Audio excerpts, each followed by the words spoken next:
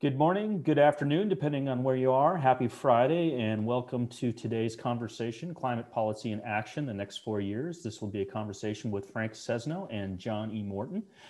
We will begin our program shortly. Please want you to note that the Q&A function is turned on, so please submit any questions you might have through that functionality there at the bottom of your Zoom window, and we will address them as we can throughout the course of the conversation. We will begin momentarily. Thank you.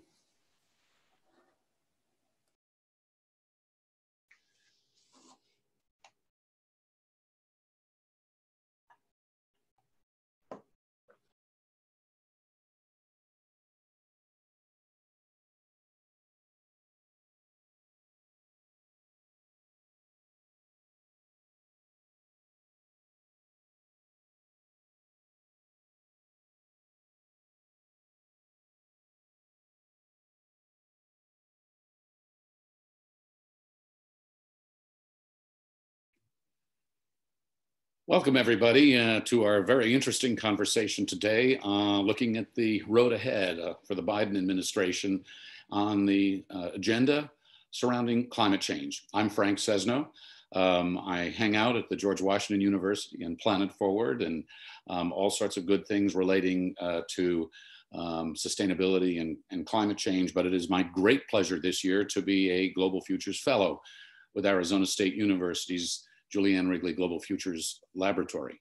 And through this connection, and we are partnering and collaborating on many things, we are very firmly focused on what is right now, in many ways, the most pressing challenge facing humanity at the most remarkable moment, where we have science and technology and business and innovation coinciding with a massive political change of administrations in Washington, from an administration that was not putting climate change anywhere near the top of the agenda, or maybe on an agenda at all, to one that is putting it very, very high up there.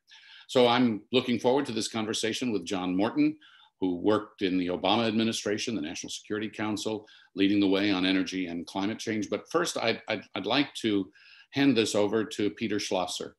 He's the Vice President, Vice Provost of the Julianne Wrigley Global Futures Laboratory at Arizona State University. And he is a great proponent of the idea that we need to look forward across disciplines to really make a very substantial change. And that's what he's trying to do. So Peter, over to you. Thank you, Frank. And what a great event we have ahead of us. I'm looking forward together with all of you to this stimulating this discussion that Frank and John will have after just a short introduction that I will give. If we are looking to put context around that, if we are looking at the world that we are presented with, that we actually have shaped, we are actually seeing that the consequences of many of the pressures we have put upon the planet. We are in essence, we are asking the planet to provide us with more than the planet has to give.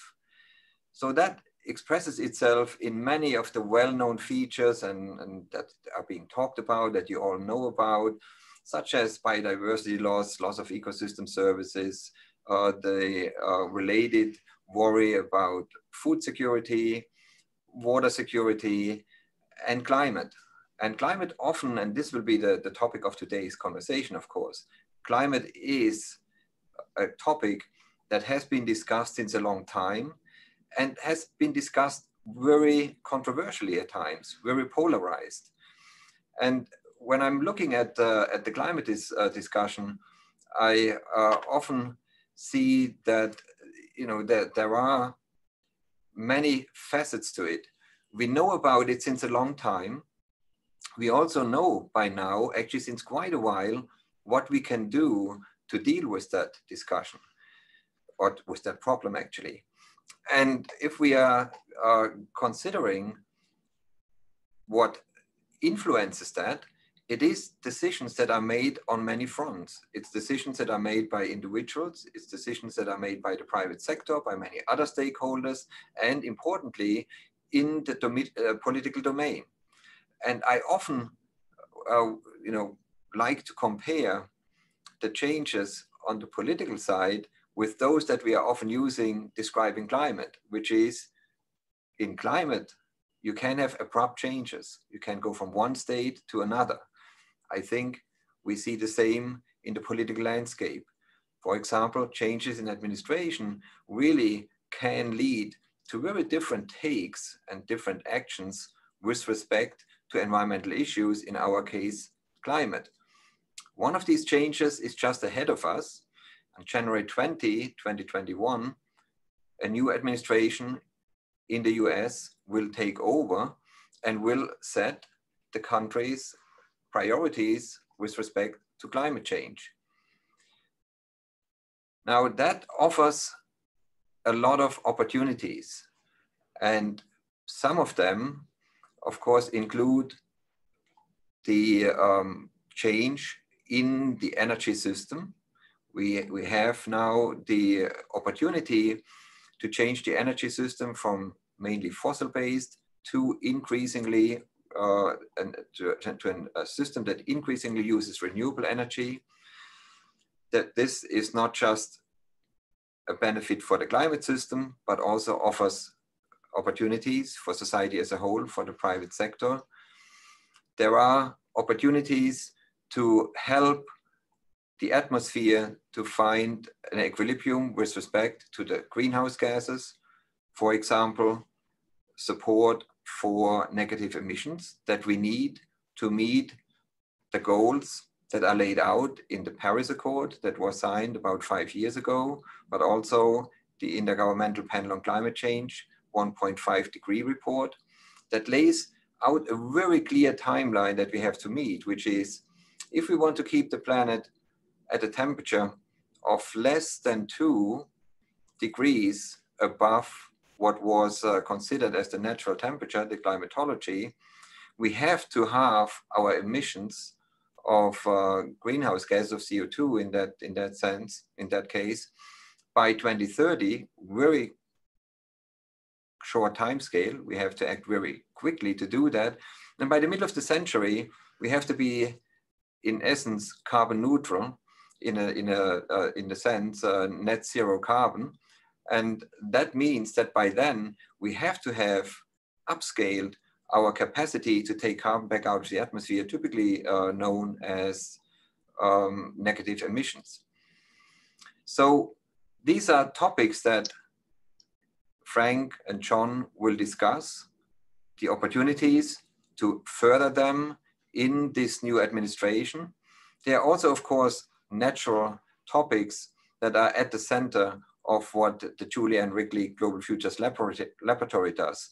And here we are not just dealing with the technical issues, with understanding from a natural science and engineering perspective, what the situation is, what we can do about it, but we also are looking at what kind of choices does society have, and within society, the political domain, to move us forward more rapidly along such a trajectory. And the final point, we are in a very special time right now. We have just about 9 months ago, maybe a year ago by now, we have experienced not just in addition to our long-term changes, the event of the coronavirus, COVID-19, that came as a shock. And that actually shows us how fragile the Earth system is, how little it takes to bring it out of balance, how prepared we have to be to take action when we have the opportunity to act. But it also, if there is one silver lining in that, besides the vaccine, it is that there are now significant resources made available for the recovery. And of course, we all hope that some of these resources in the new administration will be used to help accelerate the action to mitigate phenomena such as climate change in a much more rapid pace. So with that, I will conclude my introductory remark and turn over to Frank. Let me just say a few words about Frank Sesno. Frank is the Director of Strategic Initiatives for the School of Media and Public Affairs at the George Washington University.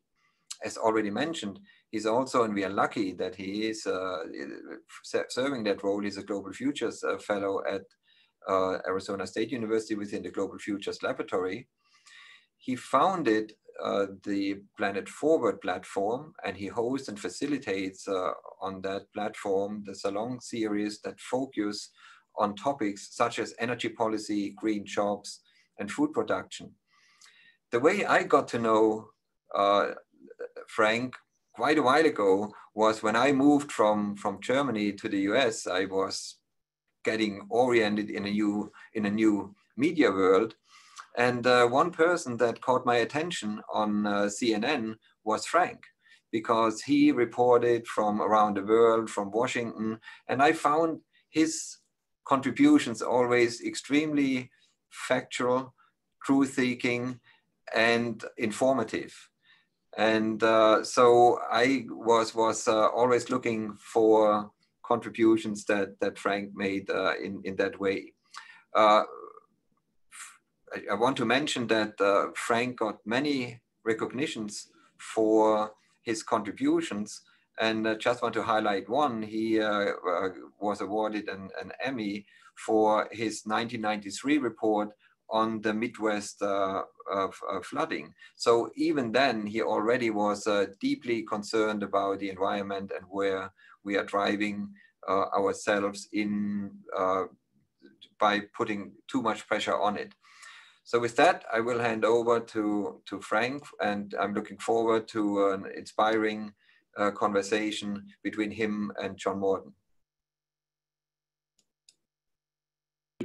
Peter, thank you very much. Really appreciate that, and your very thoughtful remarks, harking back to 1993, which seems like yesterday, but wasn't. You know, I want to thank you for your leadership at the Global Futures Laboratory, at ASU generally. ASU is really leading the way with a commitment to sustainability and to bringing different disciplines together to solve problems, and that's what it should all be about. I want to introduce John Morton. John Morton joins us with an incredible background. John, partner at Pollination now, specialist in climate change and advisory and investment firm. So John, welcome to you. Thanks for joining us. Thank you very much, Frank, and thank you, Peter, and thanks for the invitation to be part of this conversation today. Looking forward. Well, John, you not only are at Pollination and a partner there, and I'm going to ask you about that in a minute, you were in the Obama administration, the National Security Council. You were sort of the energy and climate change driver there. And we're going to tap into your vast knowledge of what happened in that administration, what's happened since, and what may happen going forward. But what is Pollination? Quickly, what is this firm that you're leading now? Sure. So Pollination is a one-year-old startup, essentially. We're about 60 people big right now, and we are a firm dedicated to advising and investing around climate change. We see the imperative to move on climate change as both an environmental imperative, a moral, a social, a human rights, a human health issue, but also a tremendous economic opportunity for companies, governments, corporations, financial institutions, et cetera, who can reorient their thinking around the fact that we are moving to a low carbon economy. And so we advise basically on transition pathways for companies and financial institutions, governments, et cetera, who are looking to expedite the movement to a lower carbon economy. Now, and in the Obama administration, as I mentioned, you were the Senior Director for Energy and Climate at the National Security Council. So you looked at international energy climate change issues. You were also, before that, you were Vice President for Investment Policy over at the Overseas Private Investment Corporation. So there you were overseeing big portfolios of investment, like $20 billion or something like that around the world. So you kind of know what you're talking about here. And I just want to thank you again for joining us. We're having this conversation at a pretty timely moment. In fact, I just got an alert on my phone from NPR, just to be clear about where it's coming from. Here's what it says. 2020 is in a dead heat tie for the hottest year on record. Here are 4 ways extreme temperatures took a toll on the planet. John, the Biden administration is coming at a very different point in both the planet's trajectory and what's happening, and in the business environment and the political environment. What are you looking forward to in terms of how significant they're really going to be able to make climate change as an issue? Yeah, well, I mean, it's a good question. I think, look, all the indications are pointing in the right direction from the standpoint of the incoming administration. I mean, first of all, the team that they've put together is unprecedented in many ways, both the seniority of it, the structure of it, the diversity of it, and diversity from not just a racial standpoint, but diversity of backgrounds, experiences, and focuses within the climate conversation. This is as much an environmental justice set of considerations for the Biden administration as it is an environmental imperative, and the two things are closely intermarried. So I think there's a tremendous energy around the team, the structure, the priority that's been given to climate change. The Biden administration has made climate change one of its top 4 stated priorities. That's never happened before for any incoming administration. And I think what really gives me hope and assurance that this is not going to be an afterthought or a struggle to kind of implement these ideas is that Biden is entering with what I would call economic tailwinds behind him in 2 very specific ways. One, there's a huge stimulus and probably several rounds of stimulus and recovery funding that will be coming through. So because of COVID, in response to COVID. Exactly. So in the spirit of never letting a crisis, never lose an opportunity from a crisis, this is a moment to orient those investments and those spendings in very progressive, forward-leaning ways. Number one. And number two, we're at a point with respect to the underlying costs of many of the enabling technologies behind the transition to a low carbon economy. Many of those costs have come down so quickly and so consistently over the last, let's say, 5 to 10 years, that what would have been an uphill push and was an uphill push during the last stimulus bill in 2008, 2009, coming out of the Great Recession, to try to orient some of those funds toward renewables, et cetera. I think now we have economic tailwinds. Those are cheaper technologies, easier to deploy, far more acceptance of them in the country. Right. When you came in and when Obama came in 2008, most of these renewables were vastly more expensive than the fossil fuels that they were competing with. That's not always the case now. We'll come back to that. But let me ask you about the team, the new team here in the Biden administration. John Kerry, Special Envoy for Climate. Gina McCarthy, former EPA Administrator, National Climate Advisor, focused domestically. Michael Regan, who will head the Environmental Protection Agency, first African-American man to do that. Brenda Mallory to serve as the White House Counsel on Environmental Quality. She's an environmental law expert, and she will be the first Black chair of the Council on Environmental Quality. Deb Haaland, Representative Deb Haaland, she'd be at the Department of the Interior, first Native American to be in a cabinet position. Jennifer Granholm, Energy Secretary. Jennifer Granholm has been part of Planet Forward in the past. I know her very, very well. She is a fierce advocate for electric vehicles and for renewable energy and climate change, heading the Energy Department. Janet Yellen, Treasury Secretary. Climate's a huge issue for her.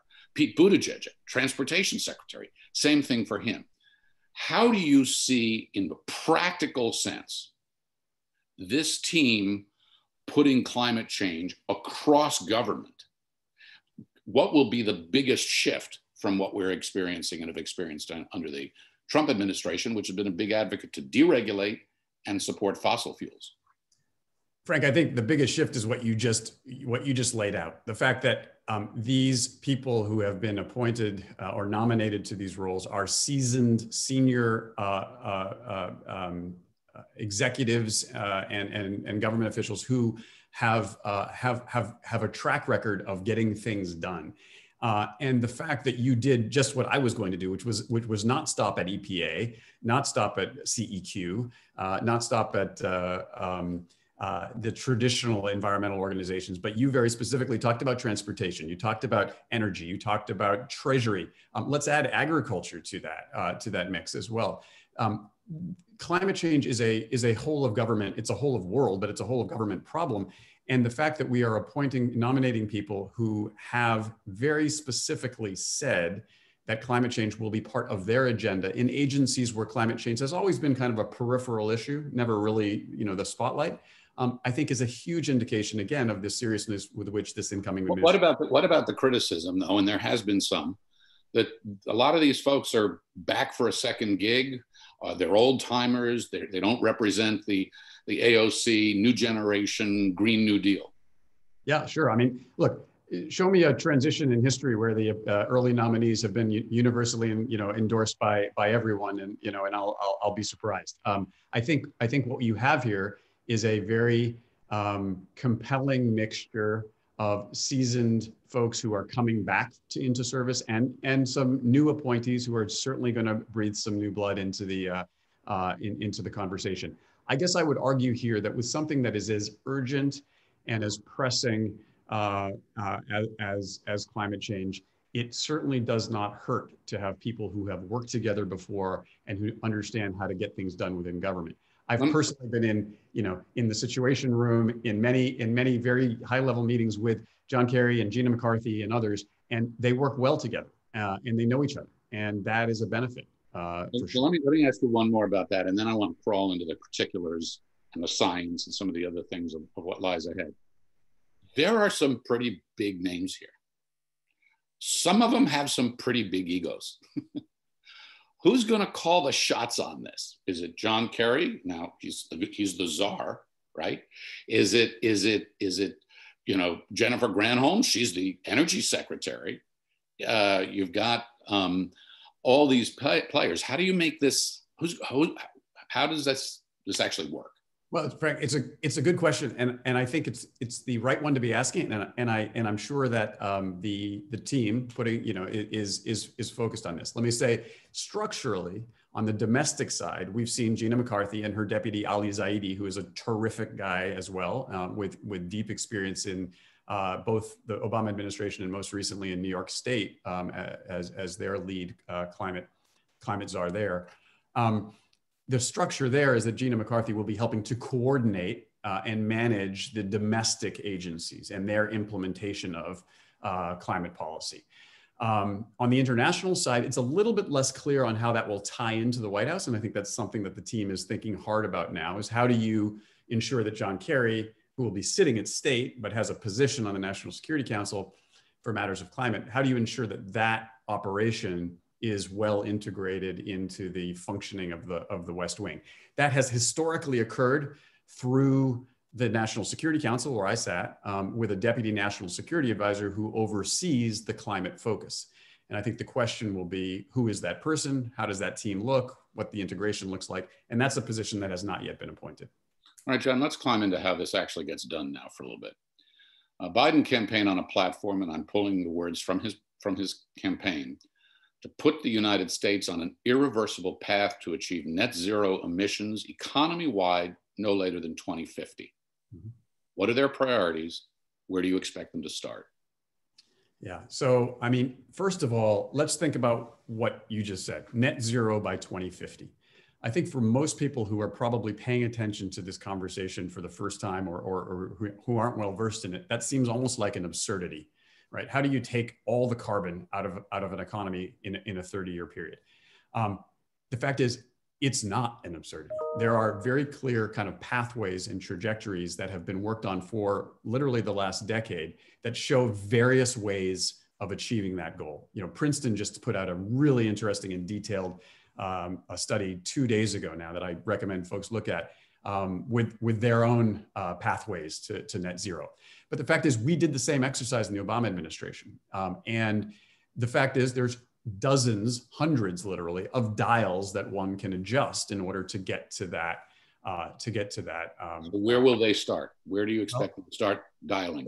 So I think there's some easy ones to start, and those are dials that we had dialed up pretty hard during the last years of the Obama administration, and I expect we will kind of revert to those very quickly. So CAFE standards and fuel economy standards for cars, pretty clear that not only is that something that we should be doing from an environmental standpoint, but lo and behold, most auto manufacturers want that to happen as well, because here's a fact: 40% of the world's population now lives in countries that have stated that they will be banning the production and sale of the internal combustion engine. If you're an auto manufacturer today, why on earth would you not be gearing your R&D and your production toward a lower carbon electrified vehicle fleet? I think US manufacturers realize that now, and realize that the Trump administration probably gave them too much leeway which puts them at a competitive disadvantage vis-a-vis their foreign competitors. I think the second area is clearly around kind of methane emissions. Methane is a dangerous, as you well know, extremely potent, dangerous greenhouse gas. Again, it's an area where the large oil and gas companies actually welcome further regulation, because if you're releasing less methane, you are capturing more of the product that you're trying to sell. And you expect this administration to work with existing fossil fuel companies, for example, in a collaborative way on that, or just to slam them with regulation? I think that there will be a collaborative approach. And I think this is an example of where the industry sees it coming. And industries have to decide right now, right? Are they going to stand and oppose and fight, or are they going to get on board with a transition which is occurring not just in the US, but globally? The French oil company, Engie, in September, the French government did not allow Engie to make a $20 billion investment into the United States because it was seen that the company receiving that investment in Louisiana was not was emitting more methane from its Texas oil fields than was appropriate and consistent with Engie's own commitment to transition. So we're seeing decisions made overseas that reflect and are beginning to take a toll on high emitting sectors in the U.S. John, let me ask you about another dial that I know that the Biden administration is going to try to turn, because they've already talked about that. It's a dial that the Trump administration turned the other direction, which is around regulation and what the government is doing. And that's really everything from the Paris Climate Accord to the Clean Power Plan, but deregulation in particular, that the Trump administration went after. Methane standards, as you mentioned, pipelines, the coal ash rule, fuel economy standards. There were oil leases. ANWR is a good example in Alaska. Which of these deregulated areas do you expect the Biden administration will target first? And how long will it take them, if they do that, to change? There's a series of, as we've seen, there's a series of executive, you can do a lot with the executive pen and the executive orders. And I think I've highlighted a couple of the ones that I expect would occur first around oil and gas and around ending leases on federal lands for extractive industries and mining and oil and gas exploration. I would expect, fairly significant CAFE standards and vehicle regulations to go back into force. But again, I don't think that these are going to be unexpected, and nor do I think they will receive nearly the level of opposition that they might have received, 10 years ago when the last round of these were issued in. Really? Yeah. I mean, of course, there's going to be opposition, but the question is, industry has to step forward and say, we oppose, stronger regulation. The question is, what do they then do about it? How much do they mobilize? How much do they activate around these things? Well, let's pivot into industry and where the finance markets are. When President Obama came in 2008 and tried to make this an issue, as we pointed out earlier, renewable energy was a very expensive alternative to cheap fossil fuels. So now renewable can even be cheaper. How do you see the Biden administration sort of expediting, advancing, accelerating a transformation that's already underway? What does it do to push that?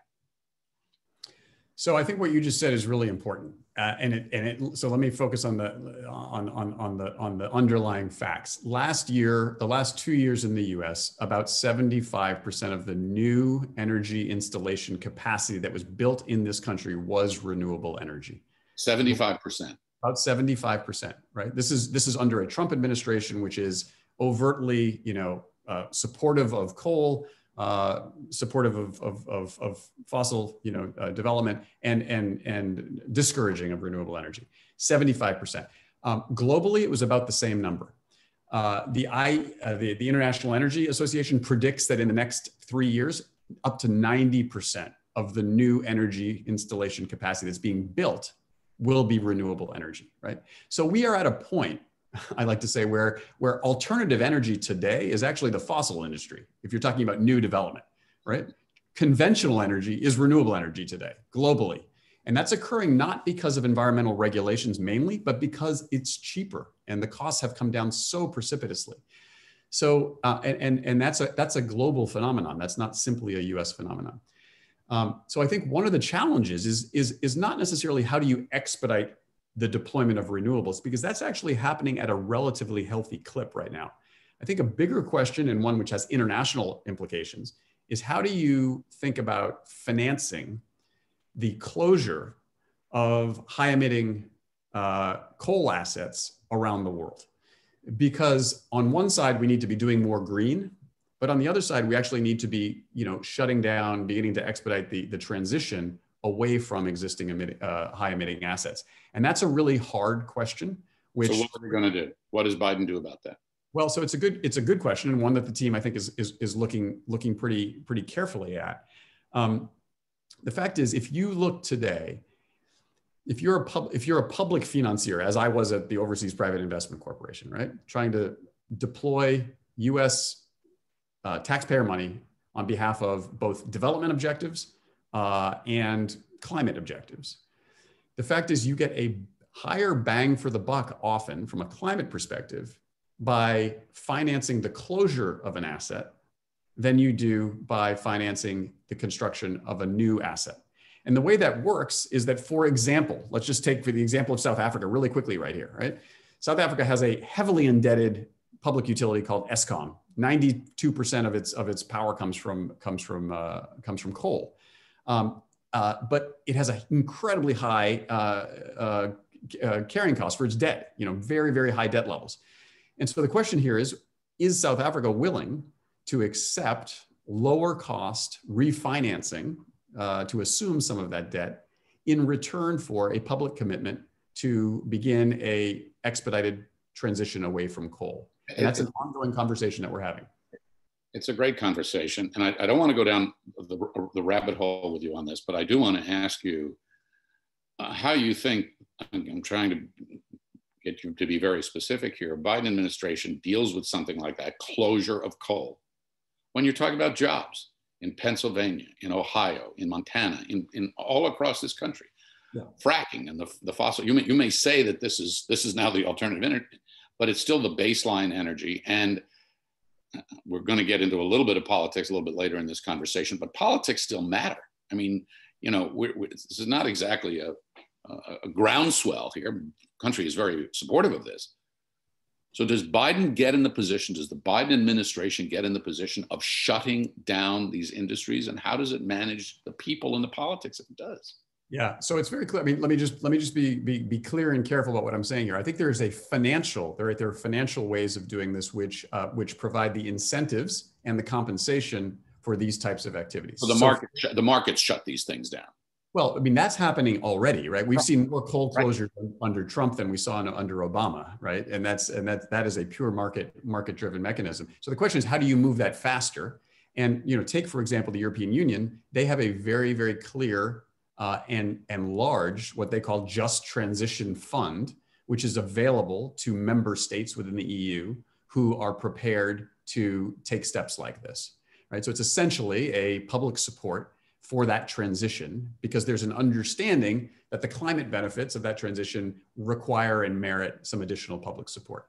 And that's I was on a call this morning regarding how to deploy that most effectively in Poland, which is in the midst of a similar conversation about how do they transition more quickly away from coal.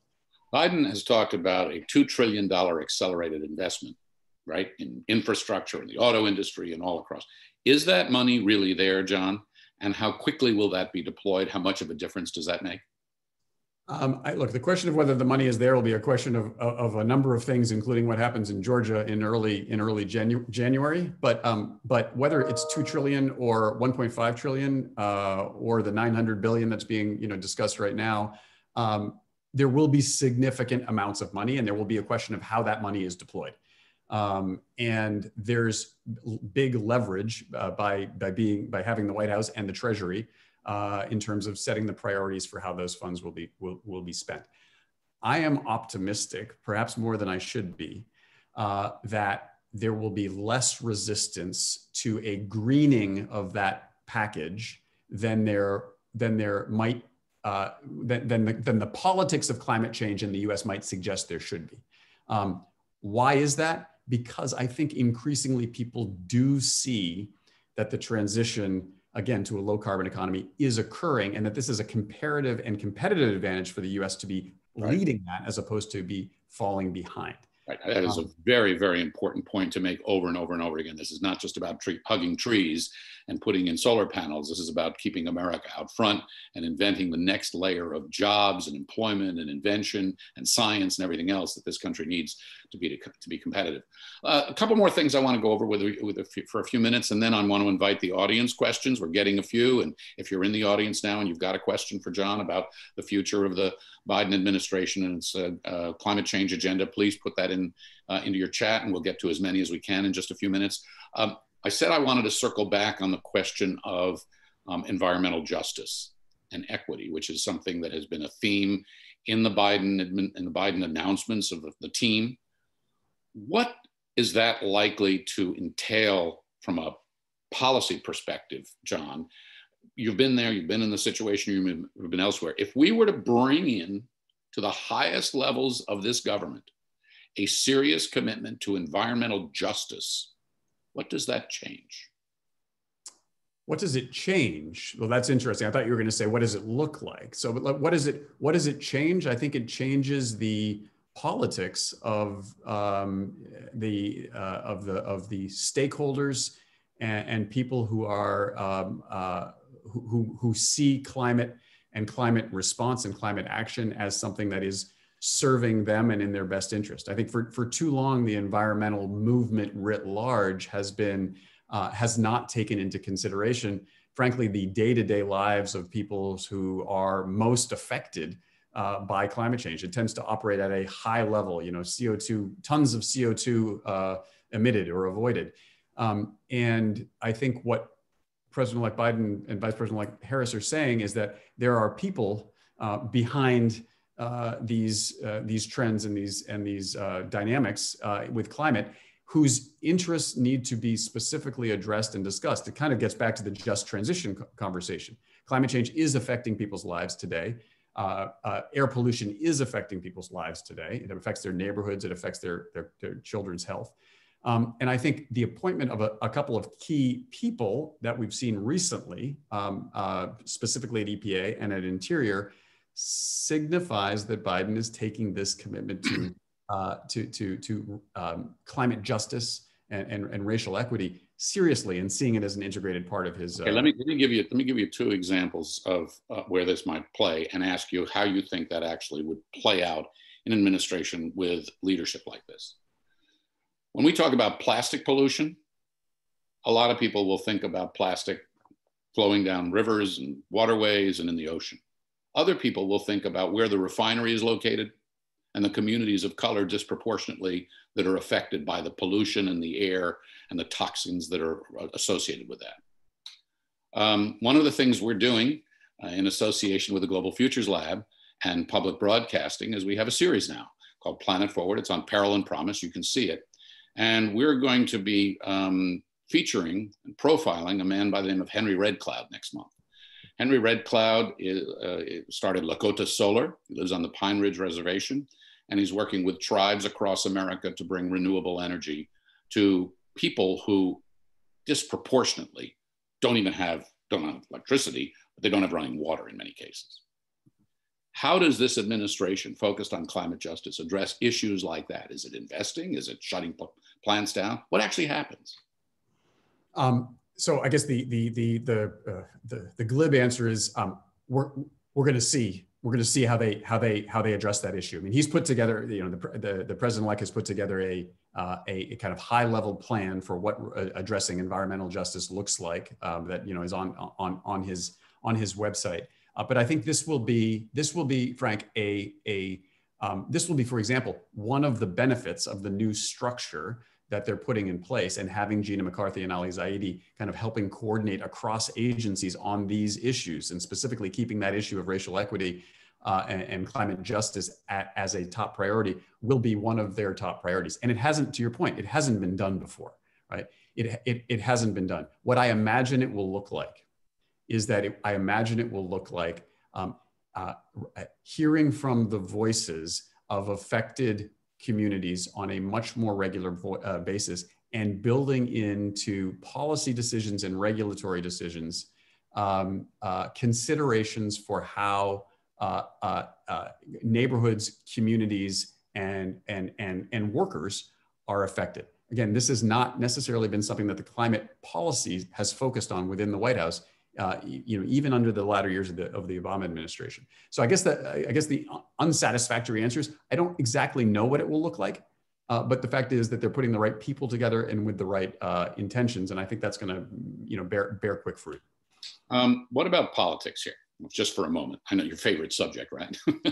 But, a national survey by Pew a couple of months ago, it was back in April, I think, found that 65% of the respondents to this particular poll, presuming we can still believe in polls, by the way, said that the federal government was doing too little to reduce the effects of climate change. And yet many in the land, governors, state legislatures, certainly in Washington, Republicans and others, are going to resist this. So what do you look for here, and how does that equation get changed, or does it? I think that what we're going to see, and what we have seen, is a quiet but seismic shift with respect to how the economy is moving and how it's even currently structured.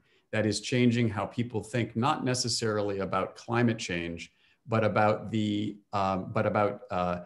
industrial decisions of corporations and industries as they are related to climate change. What do I mean by that? I give a series of talks in kind of rural and rural parts of the middle of the country as part of outreach that I do through the Atlantic Council. And I was in both Kansas and Iowa just prior to COVID coming online. Those two states have seen the penetration of wind power in their states go from about 5% to close to 40% over the last 8 years. So that's a dramatic shift, which occurred in a relatively short period of time. Not because the residents of either of those two states woke up one morning and said, we are now, tree-hugging climate believers, but because they realized that renewable energy was the cheaper alternative. We're seeing the same thing in sector after sector as lower carbon alternatives are the job creation vehicle for communities. And so I think that will be the thing that pushes the politics more than anything else.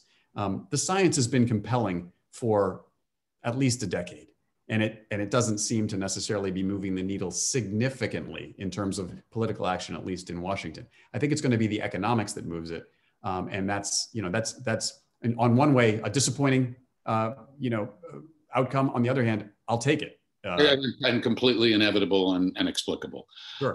Okay, we have lots of questions. I'm going to get to those in just a minute. One last one for you quickly before we do that. You were at the National Security Council. You were at OPIC. Your focus was, climate change around the world. How quickly will Biden take the United States back into the Paris Climate Accord? And what impact will that have internationally?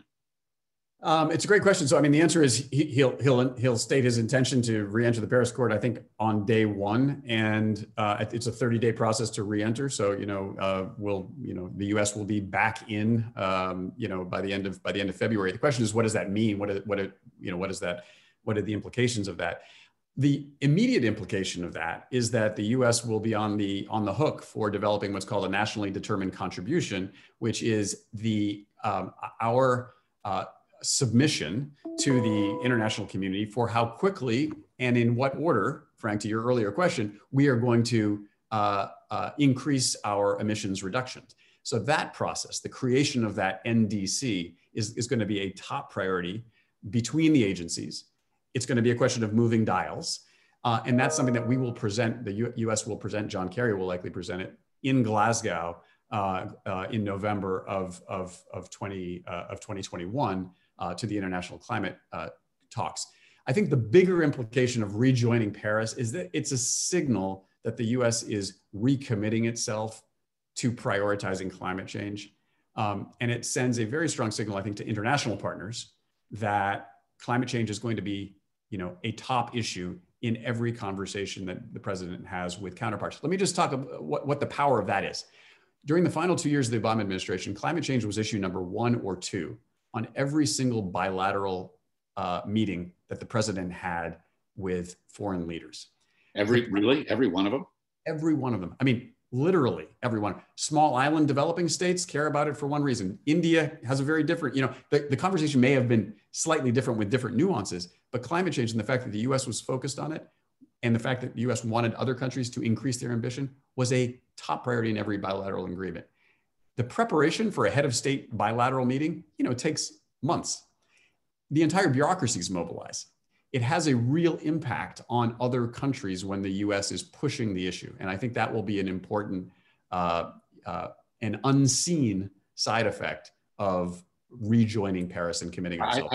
I just want to echo that, having been a reporter, having been a journalist at the White House for a long time, when a head of state, when the president of the United States goes to a meeting, the Sherpas and all the prep and all the bureaucracy gears up, and there are questions that get asked and answered, and there are deadlines and deliverables, and it's a big deal. It's not just the president going to a meeting. So, that is going to be a fascinating thing to watch, especially given the events of the past several years with extreme weather and sea level rise and all the rest and that we've been seeing. Okay.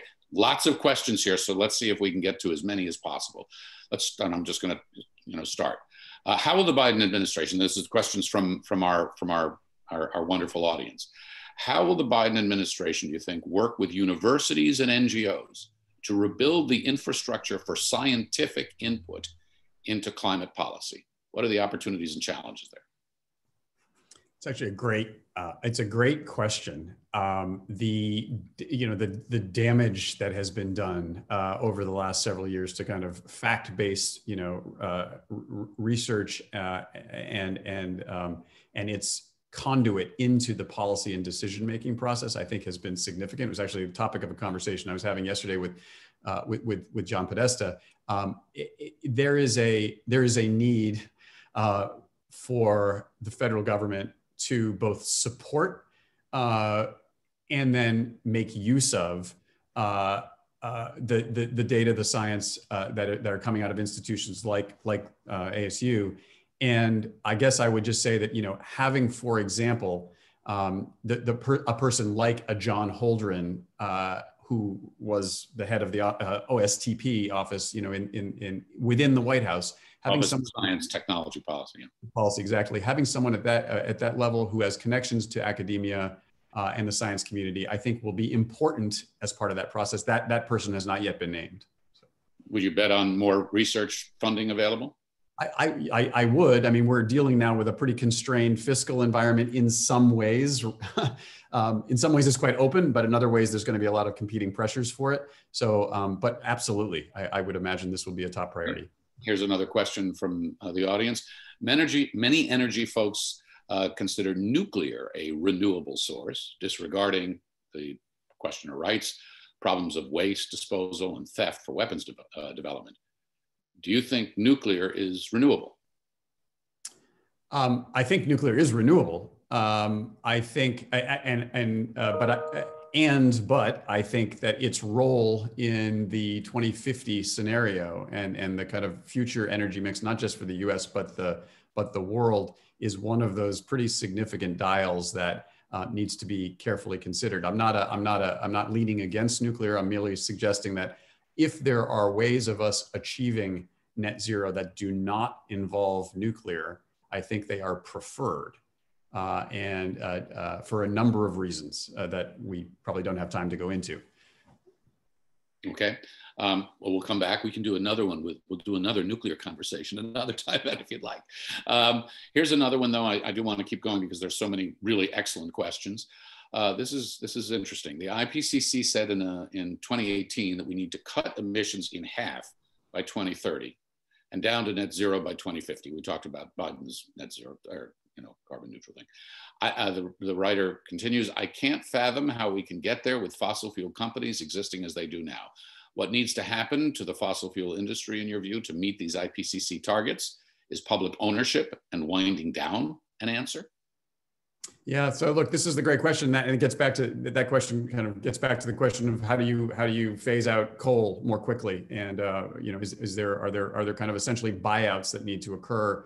And Germany, for example, just led a reverse auction to take out 4.7 gigawatts of coal capacity, from its grid. Poland's considering the same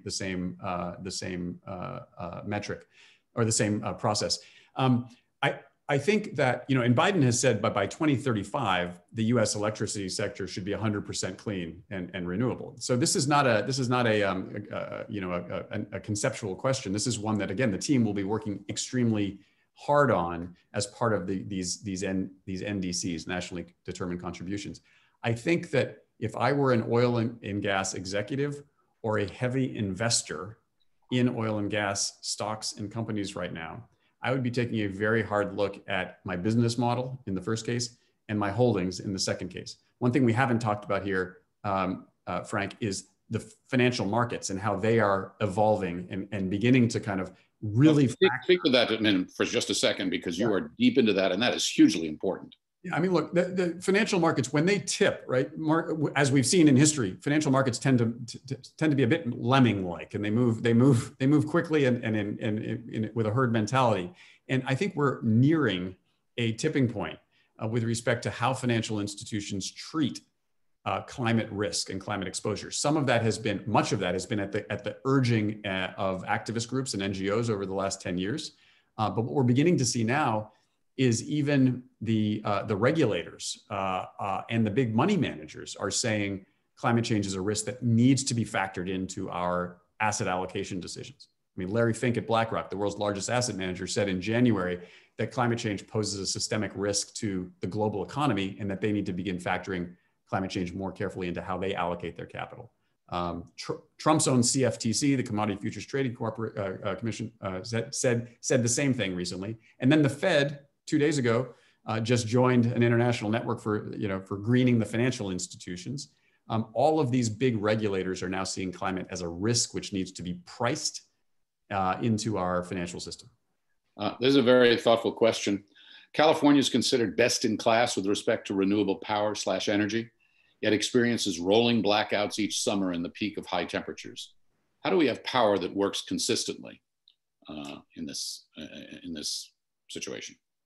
Yeah, it's a good question. I mean, you need one of the words we haven't talked about yet here is resilience. What does resilience mean? It means that you have infrastructure that is resilient to the effects of climate change. And so one of the things that we need to do as we build back better in this next set of federal spending is we need to ensure that we're building infrastructure which is resilient to the very change and the very climate change that is forcing these investments in the first place.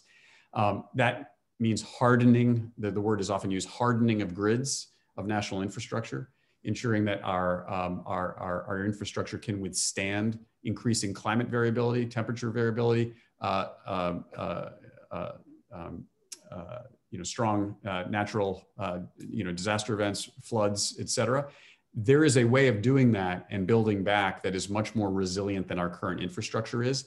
And again, that'll be part of how the US needs to think about not just meeting its climate commitments, but meeting its infrastructure needs over the next 20 years. John, just a couple minutes left, but here's another one from the audience, which I think is very important. Yesterday was a historical transition for federally recognized tribal nations with Deb Haaland's nomination to be Interior Secretary. The question is, what are some potential spaces/collaborations to address the energy transition and justice for tribes? Yeah, so I mean, the obvious answer to that, and maybe it's too obvious, is that Native American peoples occupy large tracts of land in this country, which have historically, getting back to the environmental justice point, Frank, from earlier, happen to house lots of dirty energy throughout the country. Wouldn't it be a nice change if, in fact, we were supporting investment into clean energy, on tribal lands with, as part of a an agreed upon plan of deployment with tribal nations. And I think that is something that has been discussed well, I know that something has been discussed, but I think could be a part of where we go next with Deb Holland at Interior. So I think that's probably the easiest answer to what that might look like. I said that was going to be the last question from the audience, and I was going to ask one more, and then we'll wrap. But I lied, because there's a great one here from the audience that I have to ask. Here you are. You've worked at the National Security Council. You've worked in the White House. You've worked at OPIC. You've gone all over the world. You look at this thing from such a gigantic, with such a wonderful, gigantic lens. But this question from one of our participants: as an average citizen, what can I do to help climate change other than the well-known things I already do? What do you tell people when they ask you that?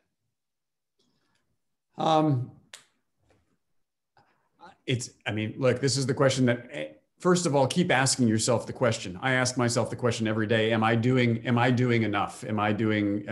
I challenge myself, and frankly, my two children challenge me more and push us further and in the right direction with respect to purchasing habits. And we took our 401k and took emptied it of all fossil fuel stocks last December. By the way, that's not easy. That's not easy to do. Think about your investment. And how's it doing since, by the way? Oh, fine. Better. If you had not had oil and gas stocks for the last 10 years, you would have been doing much better, right? Than if you had them. So, okay.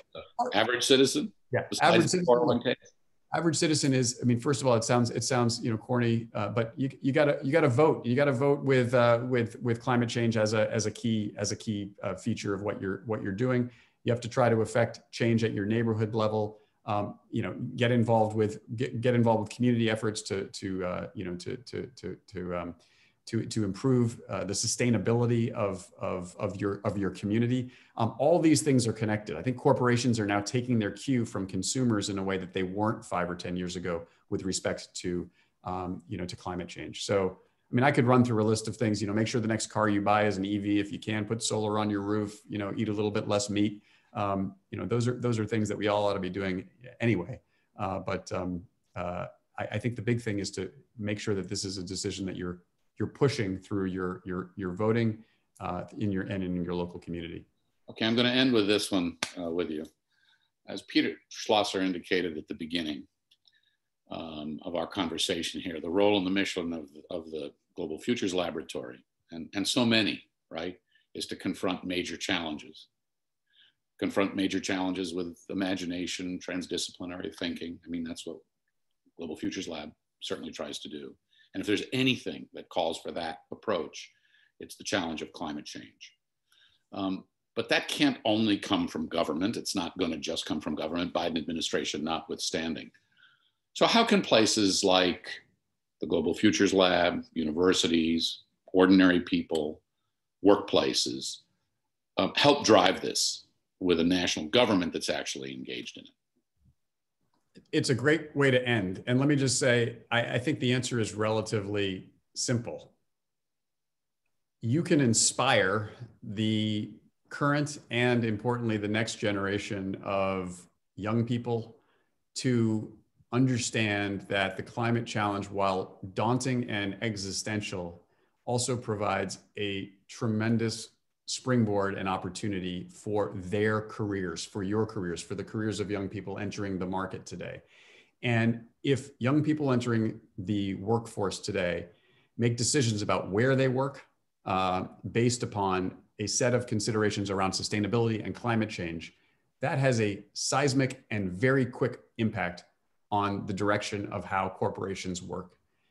For too long, I think we have not factored climate change into how we what types of careers we pursue, and the status quo is simply not an option anymore from a climate perspective. So I think ASU, the Global Futures Lab, can inspire young people to commit to following career paths that place a high priority on climate action, and on designing a more sustainable and durable and clean future for the globe.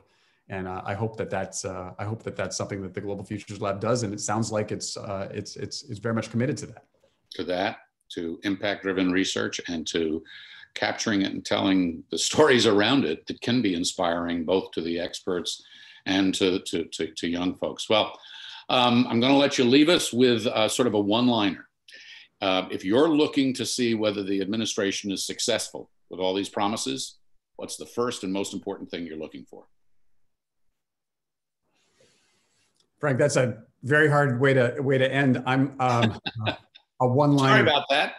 No, I mean, look, I think I'm gonna punt on the question and just say what he has done already in terms of the nominations. Take a look, if you haven't yet. Take a look at the team that he's put together. Just look at the faces, look at the backgrounds, look at the biographies, and look at how each one of those people coming into or nominated for top positions, cabinet level positions across various agencies, agriculture, transportation, treasury, interior, EPA, have all talked about climate change in their acceptance, in their thanks for the nomination speech. This is not a side issue. It's front and center. This has never happened before. That's an exciting moment. John Morton, thank you so much for your time today and for your insight and for all you do. And good luck with what you're doing, because it matters on many, many levels. Thank you very much, Frank. It's a pleasure. Let me hand it back over to Jason Franz now. He's going to tell you how you can access this conversation, share it. Jason, over to you. All right, Frank Sesno and John Morton, thank you so very much for this wonderful conversation. We will be having this conversation posted on our social media channels through Facebook, Twitter, and across other platforms, along with our partners over at Planet Forward and across multiple ASU programs in the next day or so. So please look for that. And I encourage you to share it with as many people as possible so that they can learn more about what this next 4 years may bring in terms of climate action, as well as what you can individually do per this insight that we've received from Mr. Morton. Thank you very much to both of you. Thank you very much to our audience and for all the great questions. And we hope you have a great weekend and good holiday season. Thank you.